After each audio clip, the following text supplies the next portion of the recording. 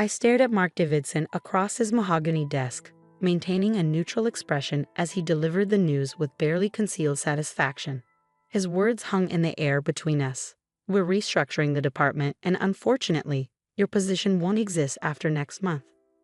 I see, I said quietly, watching his smirk grow wider. But before you go, he continued, leaning back in his leather chair, you'll need to train your replacement. Jennifer starts tomorrow. I expect you to show her everything about running our marketing division. Our marketing division. The irony of his words almost made me laugh. If only he knew.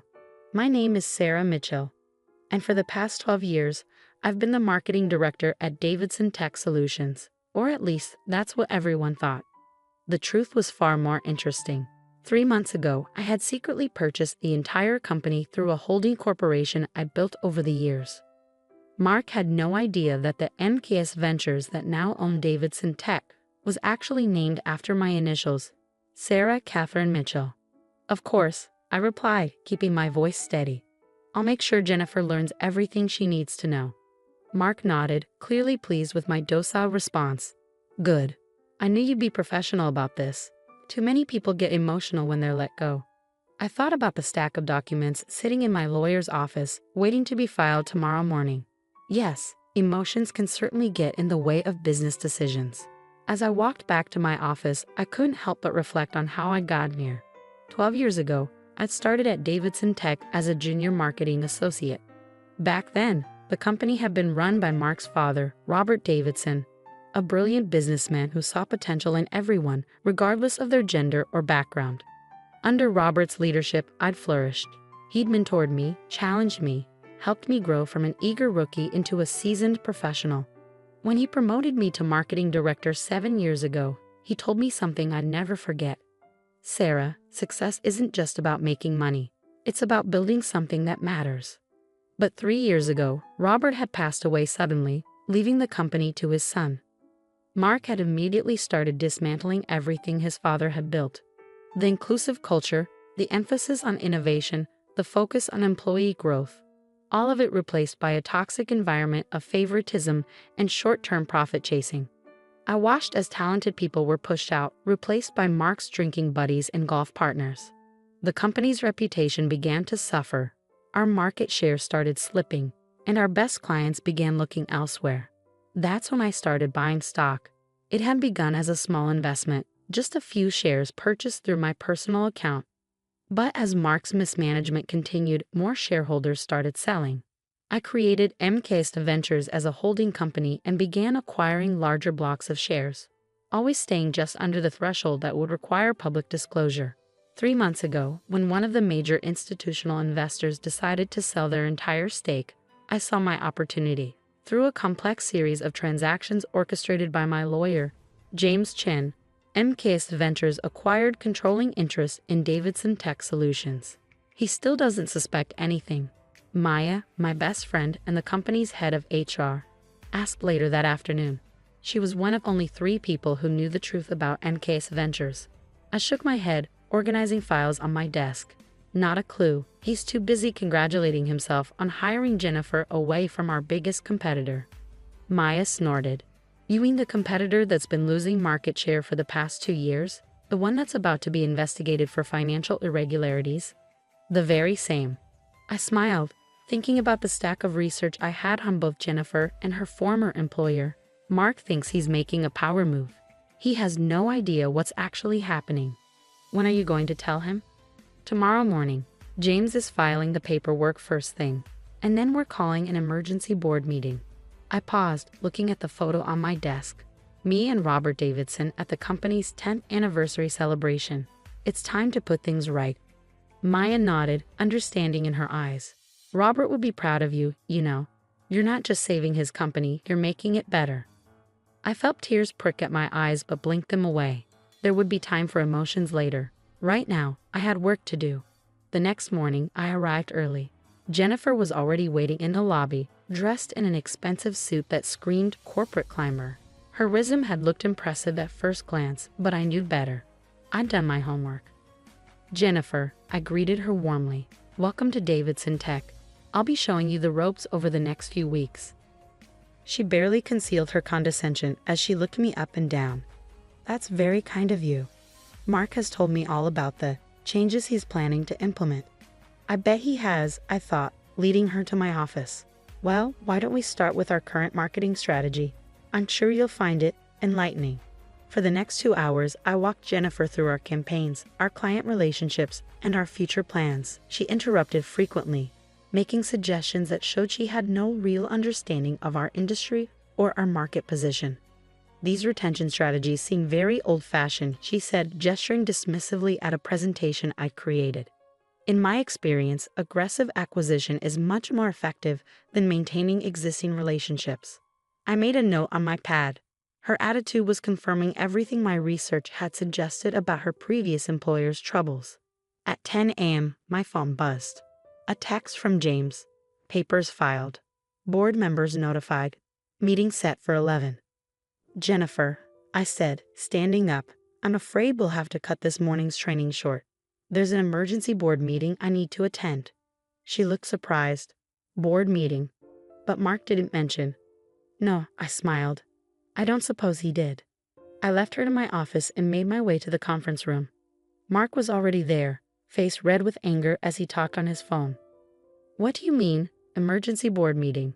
I'm the CEO, I have to approve any board meetings. He looked up as I entered, covering the phone with his hand. Sarah, what are you doing here? This is for executives only. I know, I said calmly, taking a seat at the head of the table. That's why I'm here.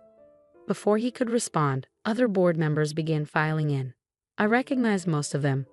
The old guard who had served under Robert, gradually pushed to the sidelines by Mark over the past 3 years. James Chen arrived last, carrying a thick folder of documents. He nodded to me as he took his seat. What's going on here? Mark demanded, looking around the room. I didn't authorize this meeting. No, I said, standing up. I did. The room fell silent as James began distributing documents to each board member. 3 months ago, I continued, my voice steady. MKS Ventures acquired controlling interest in Davidson Tech Solutions. As of this morning, that acquisition is complete and fully documented with the SEC. Mark's face went from red to white. MKS Ventures. But that's my company, I finished for him. Named after my initials, Sarah Catherine Mitchell. The board members were reading through the documents now, murmurs of surprise and understanding filling the room. This is impossible, Mark sputtered. You're just a marketing director. You can't afford to buy a company this size. I thought about the years of careful investment, the long nights spent studying financial reports, the strategic planning that had led to this moment. Actually, Mark, I can. And I did. I opened my own copy of the documents. Now shall we discuss the future of Davidson Tech Solutions? The look on his face was everything I'd imagined it would be. A mix of shock, rage, and dawning comprehension. But this wasn't about revenge. This was about something much more important. I pulled out Robert Davidson's old photo from my folder and placed it on the table. Your father built this company on principles of innovation, integrity, and respect for every employee. It's time to return to those values. Mark stood up abruptly, his chair scraping against the floor. This is ridiculous. I'll have my lawyers look into this immediately. There's no way this takeover is legal. James Chen cleared his throat. I assure you, Mr. Davidson, everything is perfectly legal. I've personally overseen every transaction. Would you like to see the documentation of how Ms. Mitchell acquired the shares? I watched as James methodically laid out the paper trail, every stock purchase, every filing, every legal document that proved MKS Ventures' legitimate acquisition of Davidson Tech Solutions.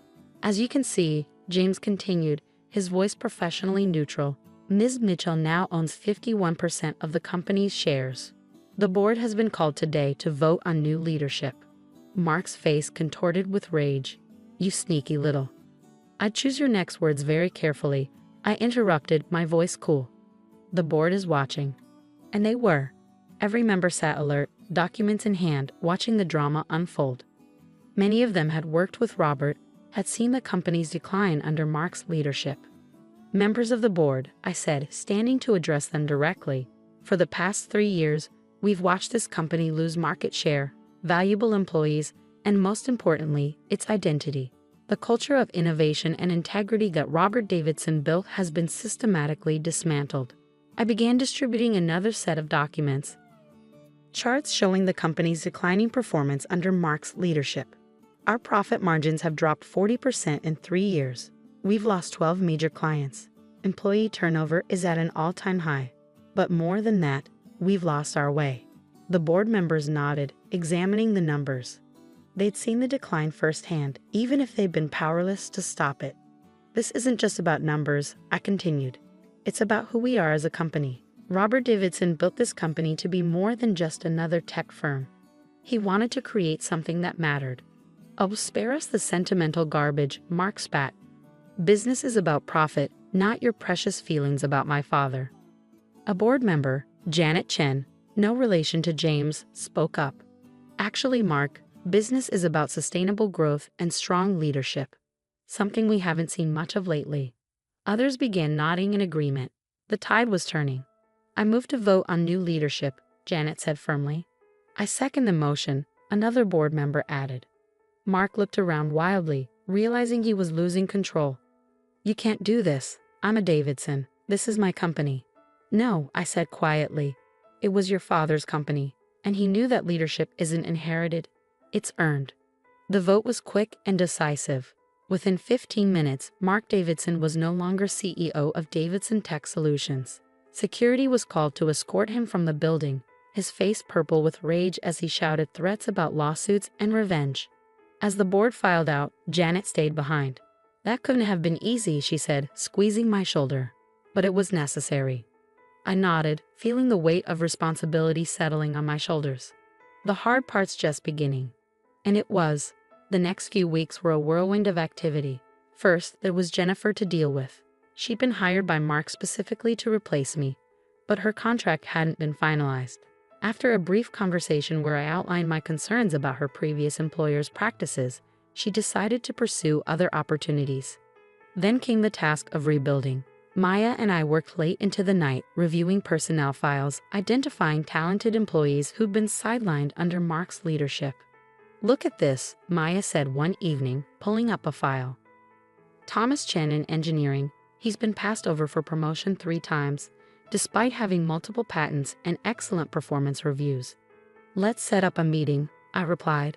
We need people like him in leadership positions. Slowly but surely, we began to reshape the company. I reinstated the mentorship program Robert had started.